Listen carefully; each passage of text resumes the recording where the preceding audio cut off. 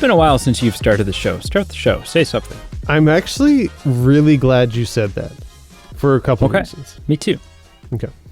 It's actually funny because we didn't plan this ahead of time off camera, but I do have something to say. Okay. Merry Christmas. Happy holidays. Happy Kwanzaa. That's actually Happy not what I was... Hanukkah. That's actually not what I was going to say, but I do sincerely mean it. Happy holidays to you and to the listeners. Feliz Navidad.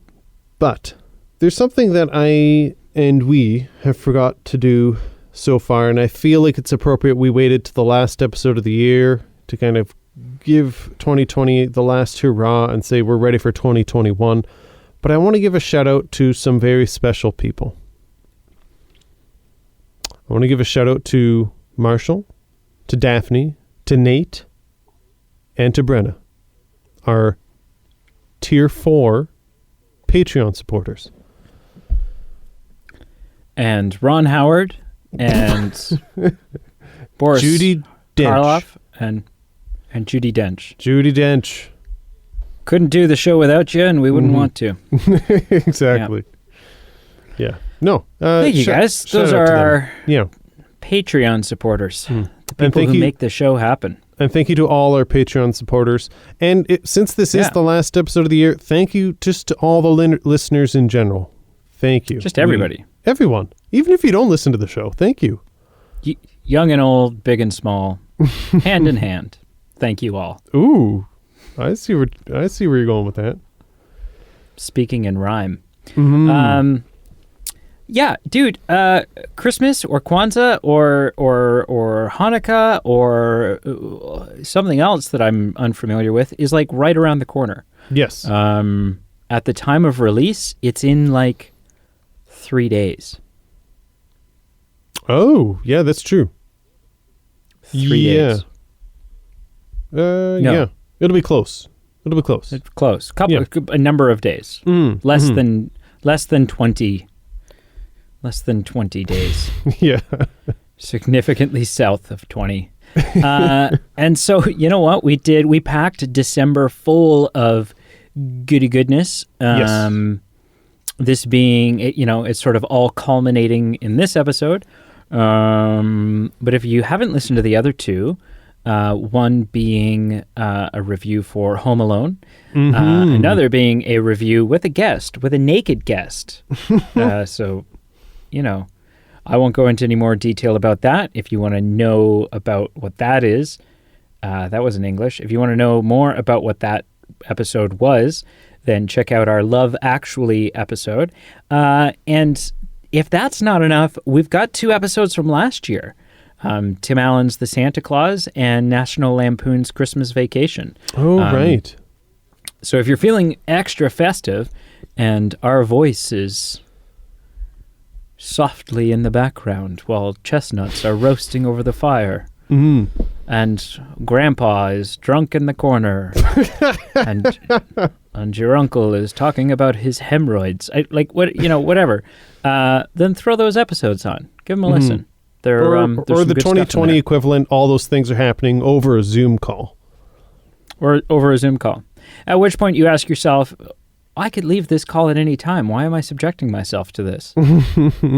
But that's Christmas for you. Or the holidays. Or the holidays in general. Yeah. Listen, we did another vote. We did another holiday-themed vote with some pretty solid choices. Yeah. We had Home Alone 2. Which you were pining for. You wanted Home Alone 2 something fierce. It's because it was so dependent on the previous vote, because it really could have only been an option if Home Alone won the previous vote, and it did. So for me, I thought it was something divine where it was a sign saying, if not now, when? And I really was hoping it would happen. It didn't. That's fine. But it's a solid choice. It's just too bad it didn't win. Yeah. So Home Alone 2, A Christmas Carol. 2. The 1952 Alistair Sim Alistair Sim, yes. Yeah, the only Christmas... No, that's not true. A really good Christmas Carol. The definition of a classic. The definition. Yeah. Yep. And The Holiday. The Holiday, which, listen, I put that on there. I was a little disappointed. We got some support from it the first go around. I did something unconventional. I said, let's give it another go. I'll be the first to admit, it kind of fell flat on its face. I thought it would get the same support it did the first time. It didn't. And that's just how it was. Yeah. So, like, for those who don't know, the way that we select our 4 options for you to vote on to determine what movie we're going to do is I put 2 films forth and Pete puts 2 films forth. And yeah, you messaged me and you said, hey, can I, what are your thoughts? Can I do The Holiday again? Yeah. And in the politest way possible, I basically said, if you want to throw away an option, then go for it. Yeah. Because, I mean, it's not really a competition. No. Between whose film. But there is kind of like sometimes you root for the films that you do. You've put those films in for a reason. They're both films that you like. Yeah, for sure. So, but the winner was a 2000. Yes. By a lot. Yeah. By yeah. Home Alone. Home Alone 2. Home Alone 2 did get some response, but it got twice as much. Twice. Like literally twice. So double the support the Grinch received. Yes. No, half the support that the Grinch received. Sorry. The Grinch was double. Home Alone was half. Yeah. So a 2000 film directed by Ron Howard, starring Jim Carrey. Yes. A young, pre-heavy metal Taylor Momsen. Momsen? Something. And some dog. How the Grinch Stole Christmas. Mm-hmm. Going into this, I'm very curious what's going to happen. I have spent today preparing myself because I don't know. I honestly have no idea what you think of this film. Sure, not a clue. I have no clue. I know it's not the one you wanted to win, but I don't know that that's because you don't like it. I just know it's because you were really rooting for a different option. Sure. So I've spent all day preparing myself to be on the defense. Sure. Because I am ready to say, after much deliberating? No, after much, oh gosh, why is this word escaping me? What is it, the thing that judges do when they're trying to figure out who wins? Deliberation? I don't know. After much contemplation and thinking and decision making. Sure. The 2000 Jim Carrey's How the Grinch Stole Christmas is probably... No, it is. My favorite Christmas movie. Oh, okay. Of all time. Sure. That's... Of all time. Wow. And so I've spent all day thinking, like, God, like, this is going to be exhausting. Because the episodes where, like, one of us has to defend a film to someone else, they're good episodes. They make for good content, but they can be tiring. Oh, yeah. So I'm prepared. I'm not looking forward to the prospect that I may have to defend this. Sure. But I'm ready. I'm ready to go guns blazing if I have to. Sure. Yeah. Pete, what do you think about... Because it's a divisive film. It is. There are those who love this film, and then there are those who hate it. And among those who hate it is the Zeus estate. Like, it's because of this film and Mike Myers' Cat in the Hat that there are not allowed to be any more live action versions of Dr. Zeus films. Because the Dr. Zeus is Ted Geisel, as is his real name. His children or his wife or widow or whatever, whoever it is that is part of his family, his descendants, that get to make these decisions have said, nope, that's it. You can do animate, like, is it Sony Pictures? Like, whoever did Horton Hears a Who and the new Grinch and the Lorax. There's a I think it's on Netflix. There's a fantastic, not really, like, not adult content, but also not geared towards children. A fantastic Green Eggs and Ham show on Netflix, which if you haven't seen it, you need to watch it because it's hilarious. Like, gut-busting funny. But yeah, so a lot of people don't like this film. A lot of people hate this film. So what are you? Where do you stand? Well, what I'm about to say, you won't believe, and you'll have to click here to read it. No, I don't know if I just want to tell you right from the get-go. I feel like I want to ask you a trivia question first. Okay. Break the ice, and then we'll get into it. I don't know. Or should I just spill the beans? Do you want me to spill the beans? Well, now? whatever. No. To search your feelings. You'll know it to be true. Do whatever you think needs to be done. Okay, I'm going to do two things. First will be the trivia question, then I will do a second thing. All right. The trivia question this week, you are very talented as far as if you don't know an answer, you deduce your way. You're saying, okay, I don't know this, but I know these things, and I might not get the answer right, but I'm going to speculate and give an educated guess. I will try my best. This question, I think you're either just going to know or you don't know. I don't think you'll be able to kind of think your way through it. But regardless, I am curious if you know it. And it's a two-parter. Okay. It's a two-parter. So there's like a part A, part B. They're connected. The first is, can you name the composer for this film's score? And the second part to that is, you might know the name, you might not, but you can either give a guess for the second part. For the bonus points, can you name this composer's best-selling film soundtrack? Oh, geez. Yeah. I have no idea who composes this. Okay. Which, God, it's not John Williams. We'll get that out of the way. Well, I don't think it's Silvestri. I don't think it's not. Who normally does Ron Howard films? I actually don't know. I have no idea. Cool. I honestly don't know. I have no idea. Okay, so I might give the second part away once I tell you, but that's just the way it is. So the composer, and the reason I looked this up, there was like a sequence at the beginning where there was a theme playing, and I was like, this reminds me of insert blank film. And I looked it up, and it kind of connected the dots.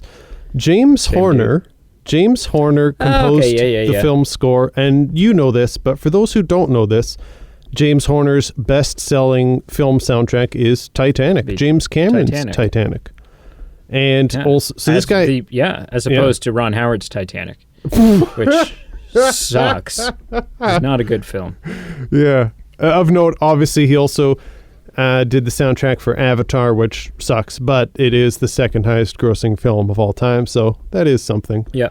But yeah, James Horner, there was a sequence, like a theme, and I'm like, this honestly...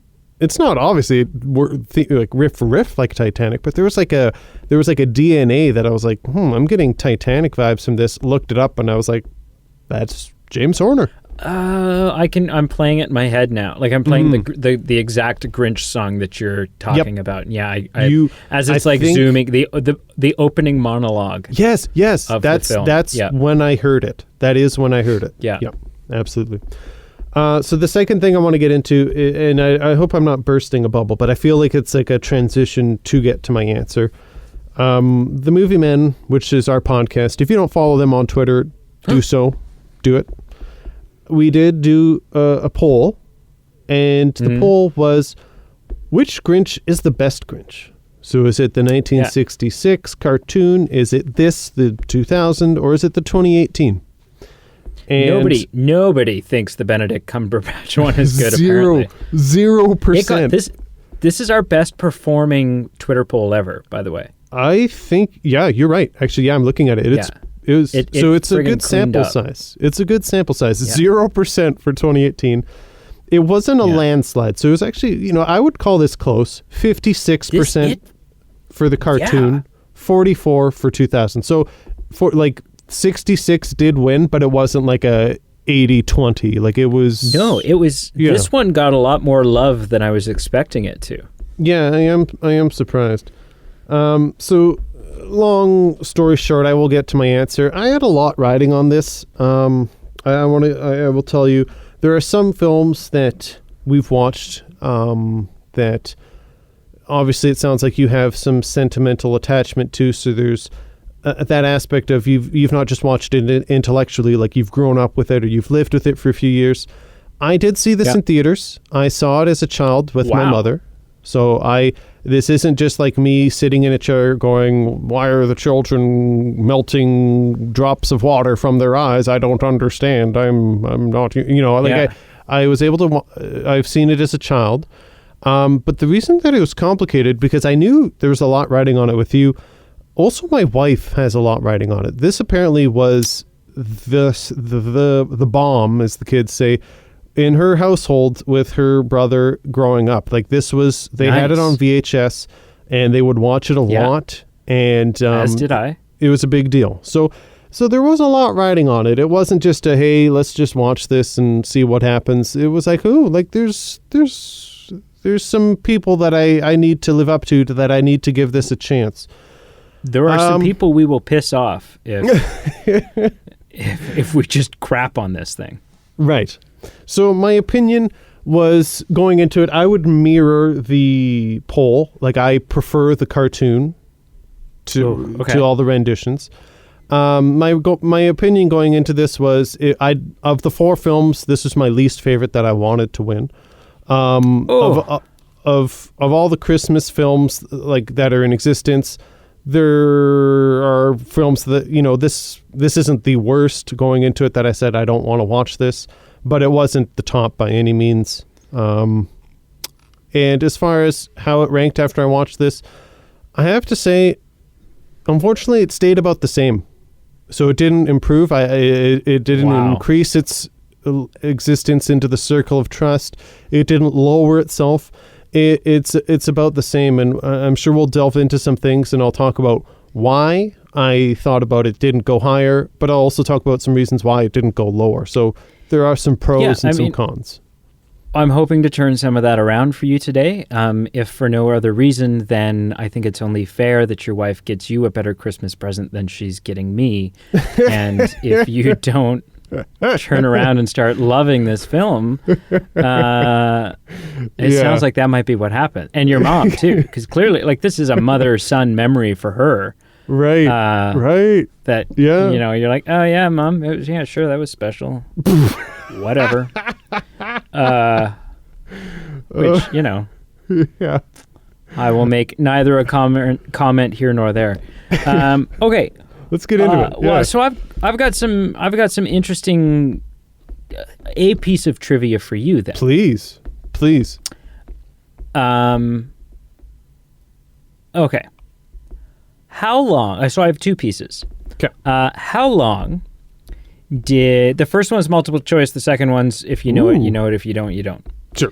How long did it take Jim Carrey every day to get into this makeup? Because there's no. This is the year 2000, shot in '99. There's no digital enhancements. Sure. Enhancements. Please, sir, don't pee on the floor. I have to scrub the urinal. I don't know what happened there. There's no digital enhancements being made here. This is all makeup, prosthetic. Yeah. How long did it take him to get into this every day? Is it A, half an hour? Okay. B, an hour and a half? Sure. Yep. C, 2.5 hours? Sure. Or D, 8 hours? I feel like the wow factor would either be the 30 minutes, because it would be quite surprising to be like it only like, took good that long. Lord, they've got that down to a T. Yeah. But I also feel it could be the last option, the 8 hours option. Right. But I also feel like that's just unrealistic. I would probably go with C, was it 2 hours or 2 hours and a bit? 2.5. Yeah. I just logically, I'm going to go with that one just because it seems appropriate, but it also seems within reason. So I'm going to go with C, 2.5 hours. Cool. So you're correct. Oh. Oh, wow. The only answer that was arbitrary was 1.5. So 8 hours is how long it took the first time. Oh. Or the first 2 times. Just to get everything kind of, until they had it down to a science. That is 8 hours. Oh, wow. And half an hour is how long it takes to get him out of it at the end. Oh, wow. Of a very warm, sweaty, awful day. Ooh. Oh, wow. Question number 2. Okay. Also a multiple choice question. I have 3 questions overall. Question number 2, multiple choice question. Okay. What is the hair on the Grinch's suit made of?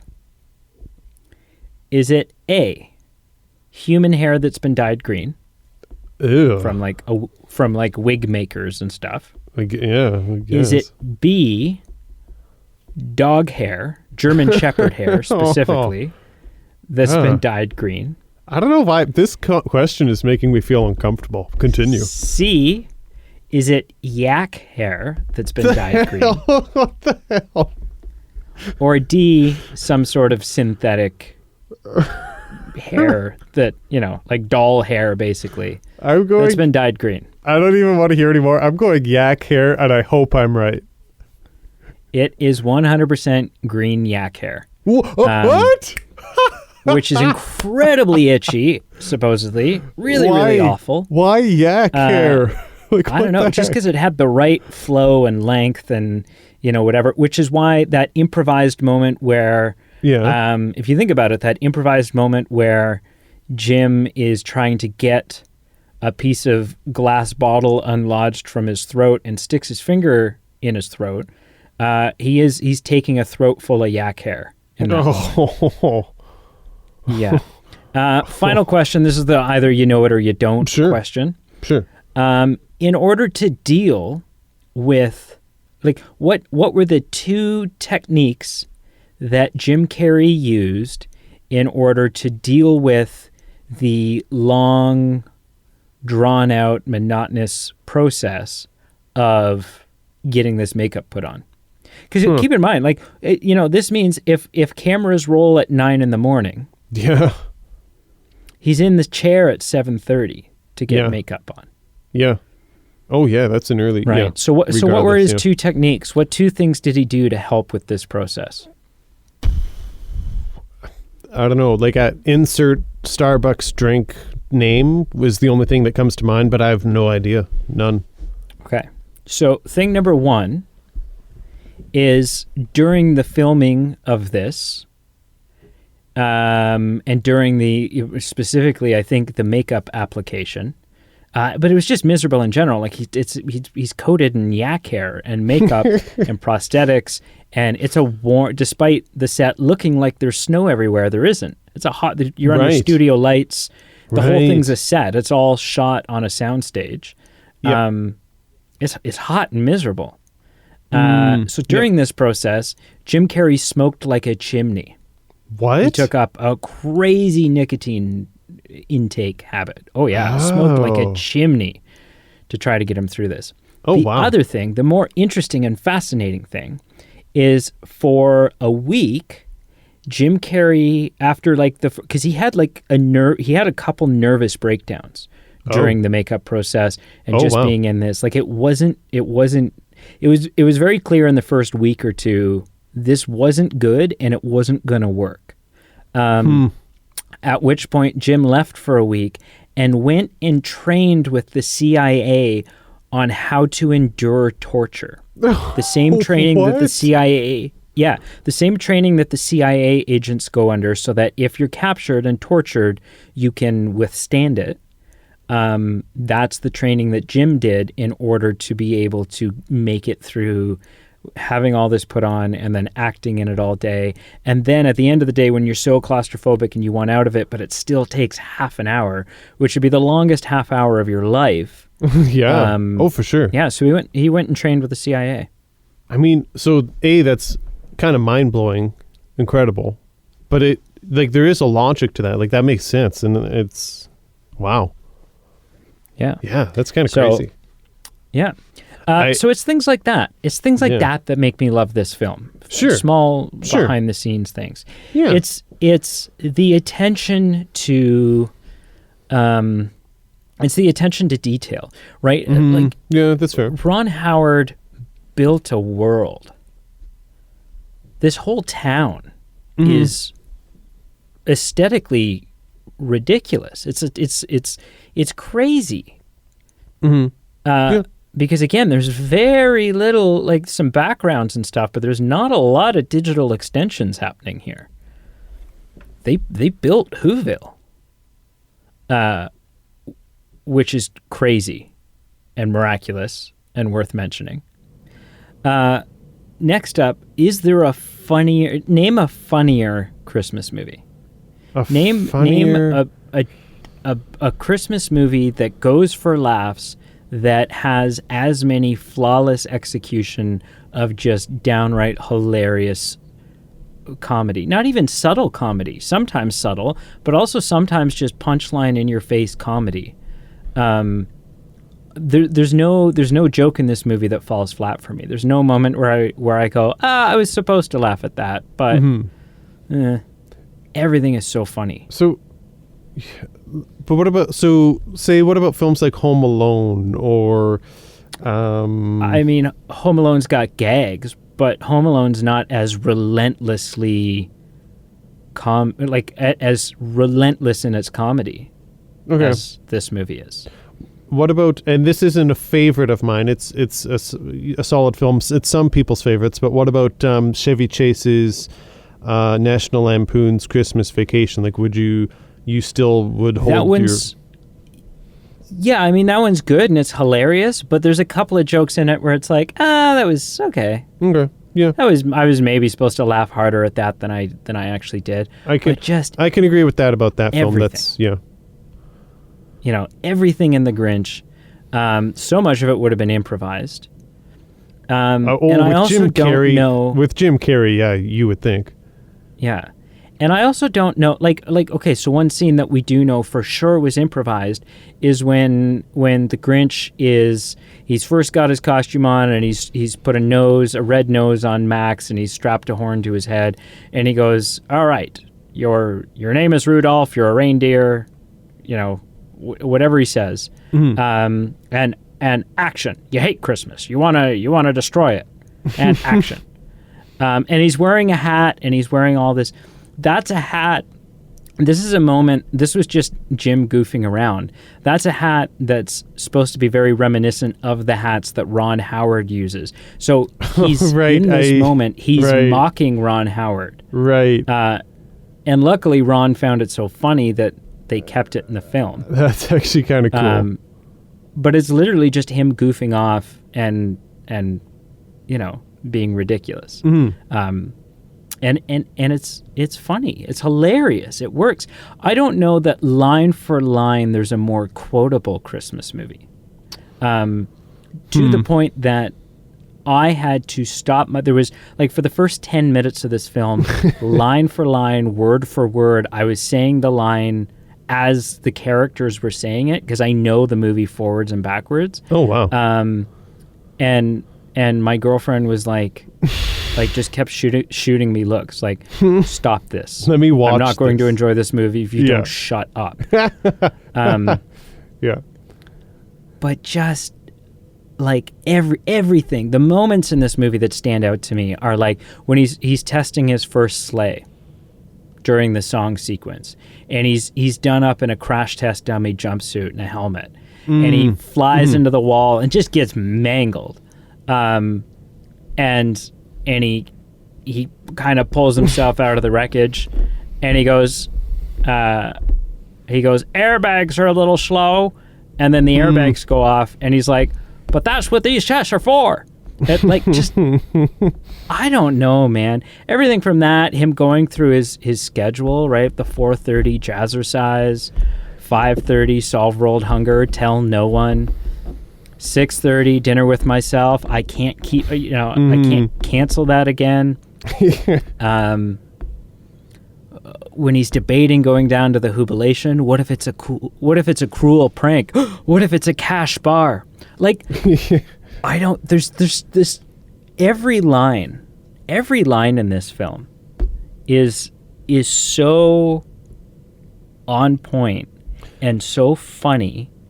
On the topic of lines, I won't say I agree with every single one landing, but I will say the one for me that I did actually laugh out loud, not like on the floor laughing, but I did chuckle, and I did find it entertaining, was when her and Jim Carrey and Cindy Lou are going down the mountain, and I think at that point they've lost the brakes on the sleigh. Yeah. And Jim Carrey goes, "Even if we're horribly mangled, there'll be no sad faces on Christmas." Yeah. That was good. It's so good. And all the time, I quote that line a lot, and another line that I quote all the time, year round, even when it's not Christmas time. Oh, wow.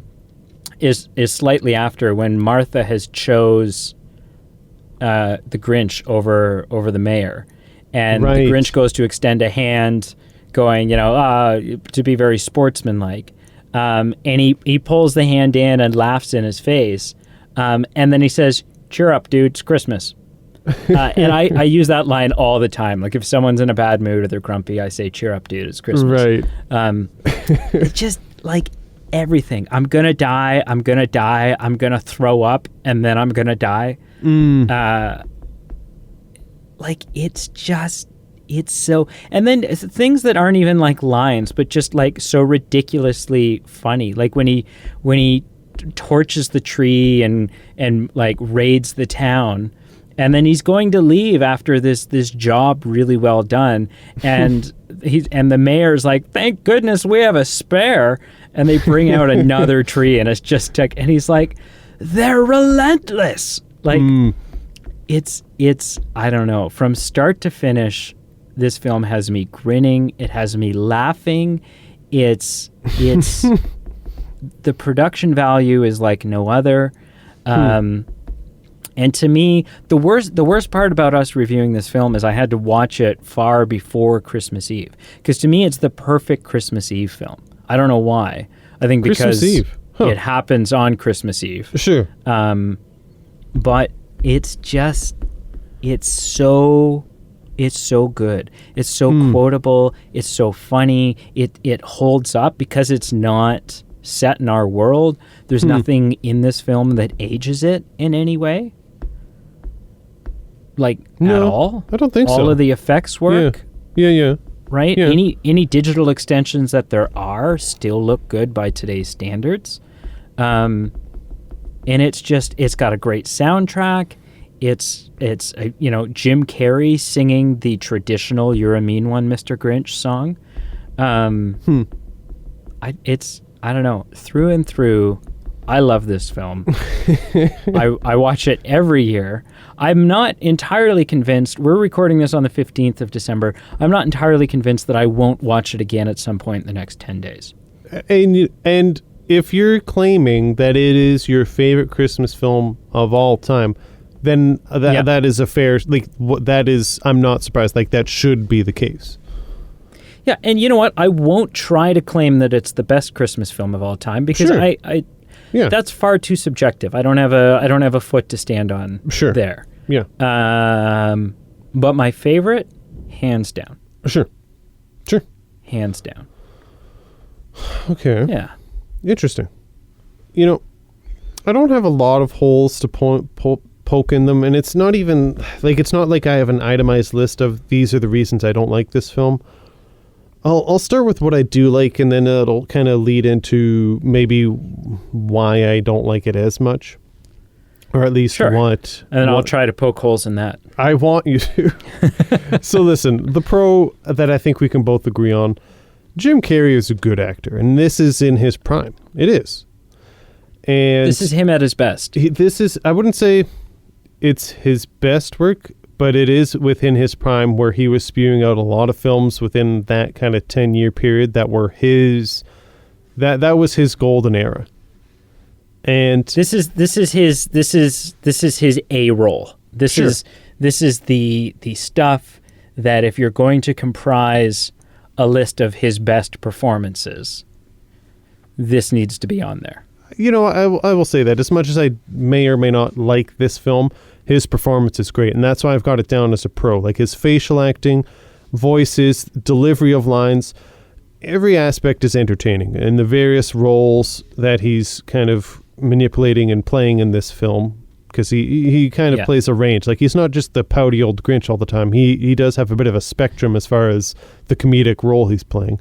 So all his really good roles, this is no different. He's great in this. I mentioned to you one of my favorite lines of the film. The other thing that I enjoyed that I thought the film did well, I'm not heartless. There was, contrary to what some people believe, there were the flashbacks of the childhood Grinch that I found emotionally touching. They were great. They were well done. The way they were portraying him being bullied and being marginalized, like how can you not be emotionally touched by that? Like, it was very well done. Gave a bit of insight to why the Grinch is the Grinch, not just who the Grinch is, but why is the Grinch. But as far as the pro of Jim Carrey, I feel like without him, this film would not be what it is. And the scenes without him, or the aspects without him, kind of are maybe what I have a problem with. So I think just as a whole, and I don't have like itemized problems with this character or that character or act 1 or act 2, like it's just kind of a general theme. I think the reason I don't like this film as much is I would classify it, for me personally, subjectively, it's a little too gimmicky and a little too slapstick in tone.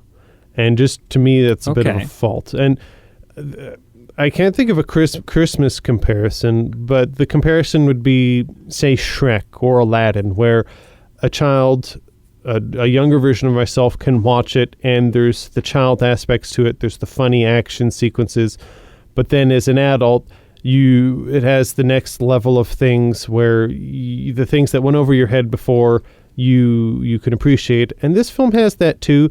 But for me, just the gimmickiness just unfortunately doesn't age well with me, and is where with Shrek. So let me ask a question. Yeah, please.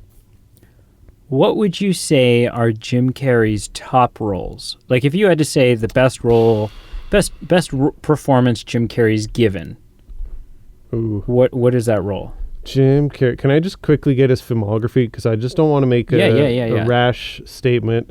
Okay, so... Sure. Ooh. That's tough. I mean, I'm leaning towards... It might not be my favorite film, but it might either be Ace Ventura, or if it was going for a film that I also just really enjoy, it would either be Liar Liar, or The Truman Show, or Yes Man. Okay. I'm glad you said those things, 'Kay. because is not Ace Ventura just as gimmicky and slapstick? And that's why I said with Ace Ventura, the asterisk, it's not my favorite film, but his role and performance is great in Ace Ventura, so that's why I included it. So I'd say Liar Liar, Truman Show, Yes Man. Okay. Because even Yes Man and Liar Liar are both fairly, gimmicky and because the other one, to me, like an iconic Jim Carrey performance, is The Mask. Right. Which is also very slapstick, very gimmicky, very, just relentless jokes. Sure. And to me, that is when Jim is shining. Yeah, that's fair. And I did. Right? That's I did selectively leave that out for that reason. That's what everyone loved about him so much in the new Sonic film. Sure. Is that he had a return to gimmicky Jim Carrey. Right. Yeah. So, but continue. Yeah, no, it's not even him specifically, just some aspects of things that are going on that were a little gimmicky, little slapstick. And, I kind of with Shrek, it has the same aging component where when you come back to it later in your life, Shrek, there's things that you didn't appreciate before that you appreciate now. But for me, there aren't things that detract from it. With this film, there just are. There's just some tone that I don't always appreciate. Okay. And I usually like things that are, let's take things a bit deeper, like as far as, hey, the Grinch cartoon was a short, so we don't really delve much into things. For some reason, I wrote down here, maybe less is more sometimes. I do like some stories, but I wonder if some stories are meant to be short stories and not full-blown kind of either films or novels, whatever medium we're talking about. And in this case, I'm just wondering if delving more into a story that maybe didn't need to be delved into, maybe that was just, maybe I just found there was a bit more of hollow filler than emotionally significant kind of aspects. It could also just be that I viewed a film that I don't like as much as others do, and it's not a flawed experience, and it's just my perception. And I'm willing to say that, because I do realize that I don't particularly enjoy this film, but it is quite popular. As our poll showed, it wasn't far off the cartoon. Right. Well, and you know what? And I love those additions, because to me, it's, whereas the original is about a dude that steals all the presents and then realizes the true meaning of Christmas, and so he takes it all back. That's literally start to finish. That is the animated Grinch. Yeah.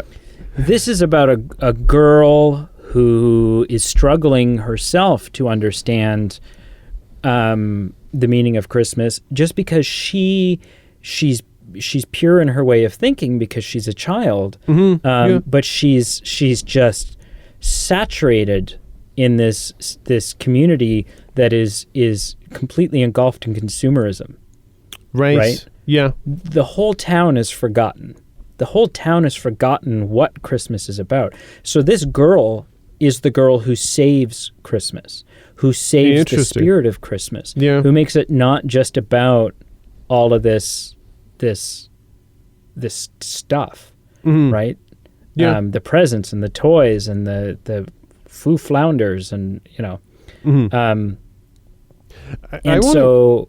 to ask you, because I just want to know, we asked the audience which was their favorite, and we know which is your favorite, but where does the cartoon rank? Like, were you raised with the cartoon, or was it just where was that on your scene?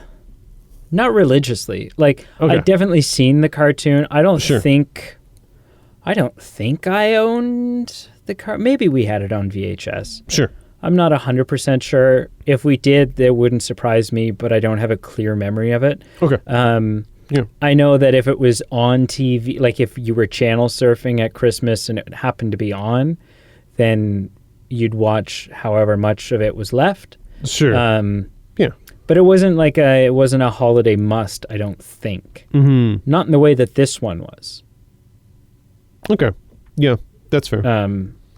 So I see it about a story of a girl who not only is able to because in the original one, it's the Who's that change the Grinch's, causes him to have a realization. True. In this one, it's very much Cindy Lou, and it's so interesting because they've made a main character out of a character that originally is just a girl that questions him as he's stealing their stuff. And that's it. That's her whole start to finish. That's who Cindy Lou is. Yeah. And in this one, she's a main character. Sure. They flesh that character out quite a bit. Mm-hmm. And just give her this like wonderful in it. But the whole town's become about this jubilation and about the presents and about the, hello stranger, I won't let you go till you buy a chapeau, right? And this the whole jubilation scene is hilarious to me. Like the pudding, as they're feeding him stuff, they're pushing stuff into his mouth, right? Yeah. And the guy goes, "This is not pudding," and he spits it out and goes, "Well, what is it?" And and then they get to the fudge portion, and he's at this point he's just taking it, right? And he's like, "Is that all you got? Is that all you got?" And it's just so, and then even the Grinch has a moment though. Like even the Grinch is almost not the one that's the most lost in this. Right? He says, because she says these presents are all very nice when the mayor proposes and says, along with a lifetime of happiness, you'll also receive this. It's a new car, right? And does the whole generously provided by the taxpayers of Whoville. Yeah. Yeah. And she says, these presents are all very nice. And the Grinch scratches the car and says, of course they are. Because that's what it's about. That's what it's always been about. I want toys. I want diamonds. I want a pony so I can ride it twice, get bored, and sell it to make glue. And he says, like, I could hang myself with all the mad Christmas neckties I found at the dump. And he gets it, right? He kind of gets it. He doesn't fully understand love and Christmas, but he knows that he knows that he thinks Christmas is about presents, and he doesn't like that. The Grinch doesn't like consumerism any more than Cindy does. Sure. And so, then it's such a shock to him in this moment where, his heart, he basically dies because no one would survive their heart expanding like that. That's a serious situation. Yeah. And you should never be able to physically see someone's heart beating through their clothing. No. Yeah. But he has this moment where, the sleigh, he's lying there in the snow and the sleigh starts slipping. And he goes, the toys, they'll be destroyed. And I care. What is the deal? Right? And so he's like, there's so much added to this story, not just like from content, but substance. For me anyways. And it just becomes there's such a strong moral in this movie. And so it's just to me, it's so lightning in a bottle. It's so unique to find something that's so morally rich, so comedically rich, and just such a wonderful splendor. The production put into this, like I said, there's no reason why they couldn't have just given her a regular mug for her water that the Grinch gives her. But no, they had to make a mold and design a mug. There's no reason they couldn't have just used regular stockings. You would have forgiven it. If it was regular stockings, you would have forgiven it. Or a regular looking stop sign or like traffic lights. You would have forgiven it. But Ron Howard said no. Even the shape of the light bulbs, we need to have light bulbs manufactured. Sure. So that it all looks like, so that we can really sell the illusion of where this is, what this world is. And to me, that's what makes it magic. That's what is, just makes virtually a flawless Christmas film in my eyes. Yeah, no, that's fair. I think the general thought that I'm getting across here is, I don't think I ever appreciated the work, or at least the architecture that would have gone into creating this and bringing it to life. I think the one thing that has stayed the same, though, is whether it's love or appreciation for something, there are just some things that don't translate to someone accepting something or being affectionate towards something. And I think that's just the case for me. Like, you're laying all these intellectual things down. I'm like, yeah, that's actually true. I never considered this. I never considered that. There's some ingredients here and some ingredients there that are respectable for their own reasons. But I think for me personally, the mixture just doesn't come out in a way that I'm sold in saying, I love this film. And that's just the way film is. And that's cool. Yeah. Yeah. Do you have anything else before I ask you to score it? No, I don't think so. I'm curious, in your household, obviously you are a believer.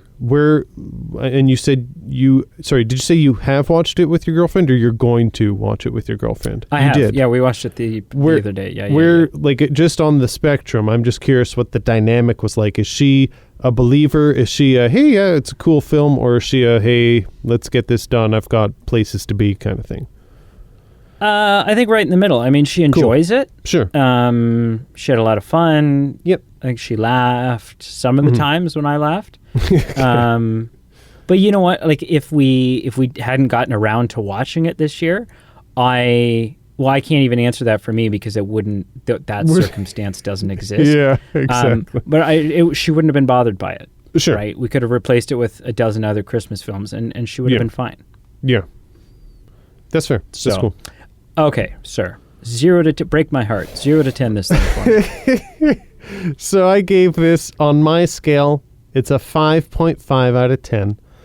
So that means I'd be either on this... Yeah, this is where my scale doesn't make sense because it falls into the category of buying it on DVD, but I wouldn't buy it on DVD. I just wouldn't. It's just not my favorite film.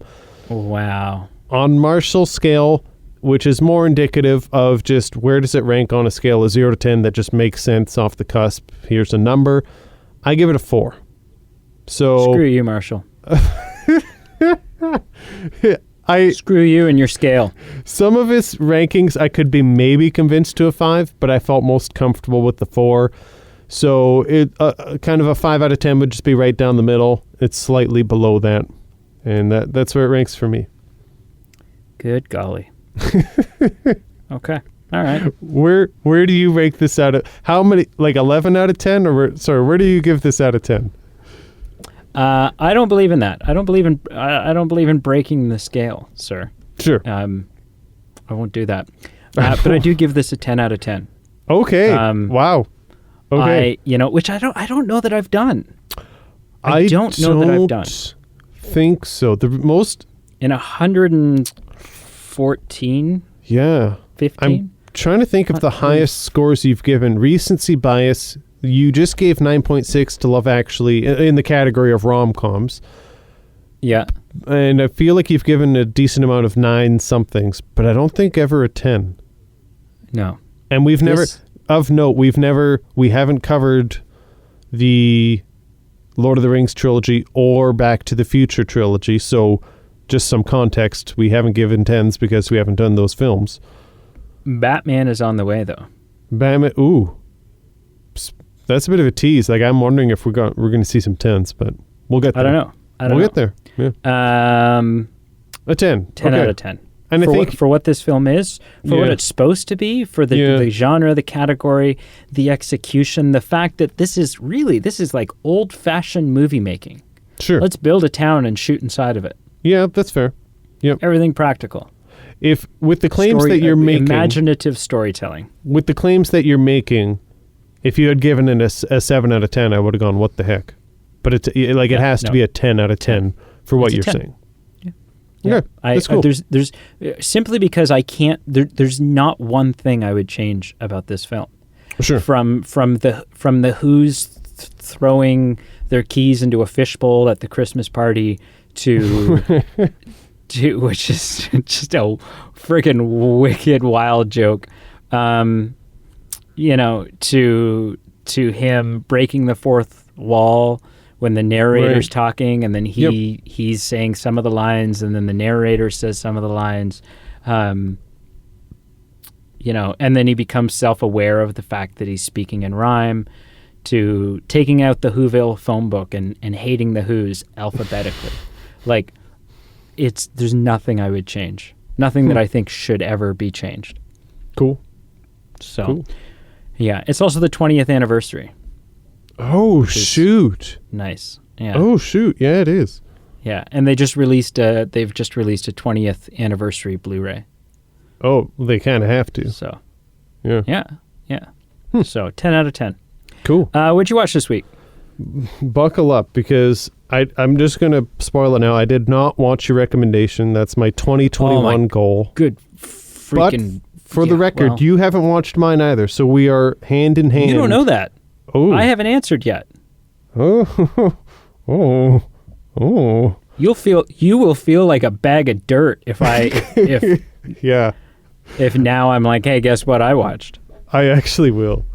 But the thing I will say buckle up for is I watched a ton of films.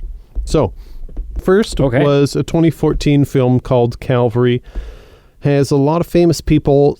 They weren't all quite famous at the time, but they were getting there. We've got Brendan Gleeson, his son Donald Gleeson, sorry. We've got Kelly Riley. We've got Chris O'Dowd, I think his name is. Chris O'Dowd. It's an interesting film. It's a dark comedy. Picture Knives Out, but with some more philosophical underpinnings to it. An interesting view, kind of heavy subject material for sure. Not for everyone, but an interesting view. So that was Calvary. The other ones I'm going to mention are all ones you for sure have heard of, and most people have heard of. So I watched mostly Christmas films. My wife and I started The Holiday. We still have to finish it, so that's one. So I finally watched it regardless of the voting. The other was White Christmas. That is a traditional film in our household. I was raised with it, and it's kind of carried on. And The Sound of Music, which I'll be like, it is a Christmas film. It is a January film. It is a February film. It's a film that has multiple different times that can be watched, and Christmas is just as much as one. It was a lot of fun watching these two musicals because they're amazing musicals, but for the first time, my daughter is into them to the degree of, we would usually skip to like the songs because we have like a speaker in the kitchen, and we'll sometimes listen and sing to music, but we put these films on, and she loved the musical sequences, and she would start dancing and spinning, and we'd have to actually like stop her from getting dizzy. So it was fun to watch these films, but to watch them with a bit of a different twist on the tradition. So Sound of Music, White Christmas, The Holiday, Calvary, and I think throw in a random Titanic documentary, and I think that's what I watched this week. Cool. Yeah. Couldn't tell you the title of it. It starred one of the main cast. Whoever the engineer was in the James Cameron Titanic, he was covering something about a few people who survived and family members discovering stuff that was, you know how Titanic. The few people who survived the production of the film. Is that what you meant? No. Some survivors of the actual event and family members, and talking about how the kind of crazy survivor guilt and what things that went on, things that you forget about. For the record, that was my second guess. For what it's worth. Yeah. What did you watch this week? I watched 3 things, which is actually pretty miraculous because it is exam season for me, and I am swamped out the belly button. I'll just leave a second for that image to fester. Mm-hmm. I watched The Lone Ranger with Armie Hammer, Johnny Depp, obviously, Helena Bonham Carter. Yes. And it's my second time watching it. The first time I watched it was in the theater. Oh, really? And my appraisal of it this time was exactly the same as my appraisal the first time, which was, why is this so damn long? It's 2.5 hours. Yeah. Is not that good. The last 15 minutes of it, the last 15 minutes of it, there's they play the iconic song and the William Tell overture, and you get the action climax, trains and 6-shooters and horses and everything, right? And that's phenomenal. It's almost worth watching the whole thing just to get to that point. There's a couple great moments peppered throughout, but aside from that, it's just a bad movie. Bad movie. I watched a documentary called Heart Like a Hand Grenade, which is the sort of behind-the-scenes documenting of the production of Green Day's 2004 album American Idiot. Oh, so yeah. Just like a lot of studio footage and behind the scenes as they're like coming up with album art, and they're coming up with the name of the songs and recording stuff and so on and so forth. And then finally, I think this counts. It's short. It was like 24 minutes. But I watched the Mickey Mouse Christmas Carol with Scrooge McDuck and I think it was the first time I'd ever seen it too, but it was on Disney Plus, and I was looking for something sort of quick to throw on. So it was like 20 minutes and change. So Interesting. I went with that. Yeah. Was it solid? It's or okay. Was it okay? Or Yeah, I mean, yeah, it's okay. There are other ones that I think I'd like better. Oh. Like I haven't seen it in a long time, but I recall the Flintstones Christmas Carol being actually really good. yes, that is so my. I might try to track that down. That's my recollection as well. Yep. Solid. So it's because they're doing like a presentation. They're doing like a stage production of it or something. Yep. And then That's there's right. like some fourth wall stuff. There's also a Flintstones episode where Santa yes. breaks his ankle or something, and Fred has to take over the responsibilities of Santa. Or has So I remember that being big. it's either he breaks his ankle or has a gallbladder attack or something, and he's Yeah. Low blood sugar. yeah. And then so that one obviously there's the Charlie Brown Christmas, Yep. which we didn't grow up on. We watched them occasionally. Charlie Brown was never like, we weren't Peanuts kids growing up, so Same. So Charlie Brown isn't a must for me, but I can appreciate it for what it is. Yep. The other, I know there's at least one really good Christmas Garfield special. I am which not I may aware of also that. try to track down. Interesting. Yeah. Yeah. So, anyways. So you just to be clear, you did not watch my recommendation either. No, to hell with that. I don't even remember. I'm gonna have to go back because you've told me like 3 times. I have no idea what it is. I'll What message is you over the holidays. When I watch mine, Yeah. I'll tell you what yours is, just so that you know the game is afoot. In just, can you do you mind? Could you buy a copy of it and just put it in, just tape it to the outside of my Christmas present? Sure. Because then I have it. Okay, yeah, I can Right? do that. Or, give me your copy. Yeah. Yeah. That's fine. That's cool.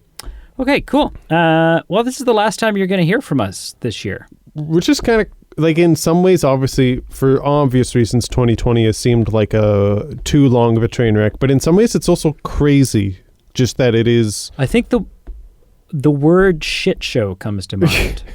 It's from a world perspective, I can't believe it's still 2020. From a, hey, we're making a podcast perspective, it is crazy because we're approaching, you've said this before, we're approaching our third year that we are releasing fiscal episodes, year. which is crazy. So that does not feel like a full year has passed. Obviously, the circumstances of the world are quite different than that, but because this time last year we were sharpening our lightsaber blades. That's not what you do, but we were ready to go see The Rise of Skywalker. Yeah, which is like, I'm just thinking about it now. Which is like, because I was looking back at it, and the episode, because I just shared the episode for the Santa Claus on our Twitter. And I think it's episode like 21 or 22 or something. And this is episode 114. Yeah. Oh, yeah. It's been a year. Yeah. It's been quite a year of content. It has been a year for sure. Good Lord. What were we doing our first year? It was just sitting on our hands. Not James Bond staring is the at the answer. wall going, let's not make any episodes. James Bond, man. Why not? It pumps the numbers. Oh, yeah. It does. Yeah. It does for sure. So, but you know what? Rest assured. Yeah, so we're going to take like 2 weeks. We're going to take 2 weeks. We're going to patch the holes in our roof. We're going to iron our socks. We're going to clean out our freezers. Yes. Yep. We're going to scoop our litter boxes. Maybe. I should have a cat. By the time we talk next, I should have a cat. That's exciting. So I'll let you know how that goes. Yeah, please do. Yeah, it is exciting. But rest assured, the schedule is set for like January and February.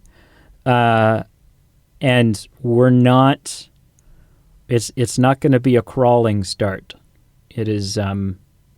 We're coming back, and we're coming back with a vengeance. So, give us 2 weeks. Give us 2 weeks, and in 2 weeks you'll see us again. You'll hear us again. Yeah. And we're going to kick things off probably with 2 new release episodes. Yeah. So that's something we don't get to do very often. No. But no. Yeah. Well, what do the people want to do if for some sickening psychological issue reason they want to hear more of us? Well, I mean, I think they should follow, subscribe on all our social media platforms. Click below. Do so. Facebook, Instagram, Twitter. You can stay up to date. You can also check out our Patreon and our merchandise page. You can help support the show, keep the lights on, so to speak. It's all just to cover our costs. It's not that we're retiring and moving to Jamaica. And from the bottom of our hearts, thank you for listening. Thank you for a great 2020 as far as going along with us, our ride of the podcast. Obviously, 2020 was not great for obvious reasons, but thank you for spending the time that you did with us. We appreciate you listening. So thank you. It's true. From the bottom of my heart, from my erotic, not erotic. What's the heart? What's the valve? I don't know. I don't know. I don't know the heart. Yeah. I don't know anything about the heart. Just you know the heart. The Talk to me about the heart. Just say the cockles of your heart. The heart. I don't know what that is, but the cockle sounds dirtier than whatever I was saying initially. Why are you doing this to me? Why are you putting me on this path? My heart. Down a size and a half. And this time, I'll keep it off.